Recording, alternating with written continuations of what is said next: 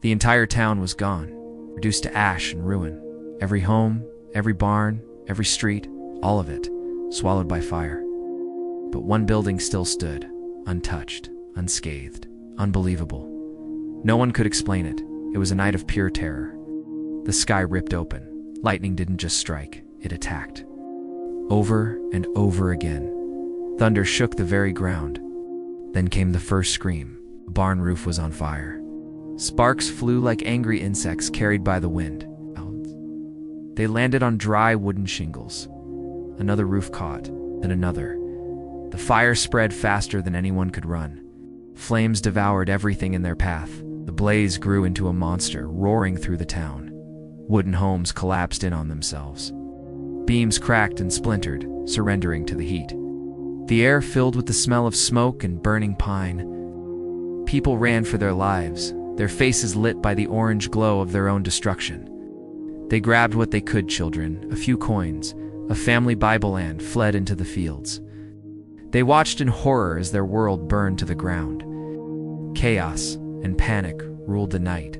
It felt like the end of the world, like judgment had finally come. As the sun rose, a thick, greasy smoke hung over the valley. The town was a graveyard of blackened timber and smoldering embers. Everything was lost.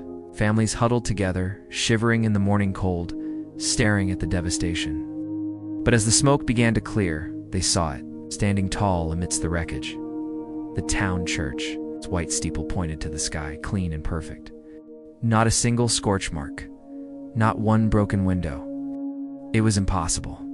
The survivors slowly walked back into the ruins of their town. They circled the church, touching its walls. It was a miracle. It had to be. Whispers turned into declarations. God had protected his house. He had sent a message, sparing this one sacred place from the inferno. They fell to their knees in the ash, praying. The church became a symbol of divine intervention. It's a sign of hope in the midst of total despair. The story spread to neighboring towns. People traveled for miles just to see the church that God himself had saved. It was proof that faith could shield you from any disaster. But was it really a miracle? Or was something else at work?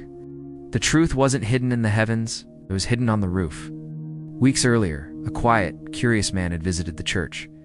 He wasn't a priest or a prophet, he was a thinker, an inventor. He had a radical, almost heretical idea about the nature of lightning. He believed it wasn't an act of God's anger, it was just a force of nature, electricity, and he believed it could be controlled. He convinced the skeptical church leaders to let him try an experiment.